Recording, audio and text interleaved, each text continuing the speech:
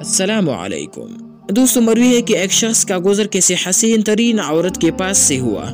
इस पर निगाह पड़ते ही इसके दिल में बुराई का इरादा पैदा हो गया।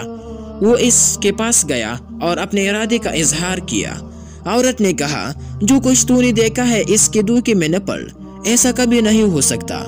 लेकिन मर्द पर शैतान सवार रहा, हत्ता कि उसने जबरदस्ती औरत पर काबू पा लिया। औरत की एक तरफ आग के अंगारे पड़े हुए थे, उसने इन पर अपना हाथ रख दिया, हत्ता कि वो जलकर कोयला हो गया। जब मर्द गुनाह से पारे हुआ तो उसने हैरत और ताज्जुब से पूछा, ये तूने अपना हाथ किस लिए जला डाला? औरत ने कहा, जब तूने जबरदस्ती मुझ पर काबू पा लिया तो मैं डर गई कि लिज्जत गुनाह में कहीं मैं भी तेरे शरीक न हो जाऊं और उसकी वजह से मुझे भी गुनाहगार ठहरा दिया जाए। बस इसी वजह से मैंने अपना हाथ जलाना मुनासिब ख्याल किया। मर्द ये बात सुनकर शर्म से पानी पानी हो गया और उसने इंतहाई नदामत में मुब्तला होते हुए कहा, अगर ये बात है तो अल्लाह की कसम मैं भी आइंदा कभी भी अपने रब की नाफरमानी नहीं करूँगा।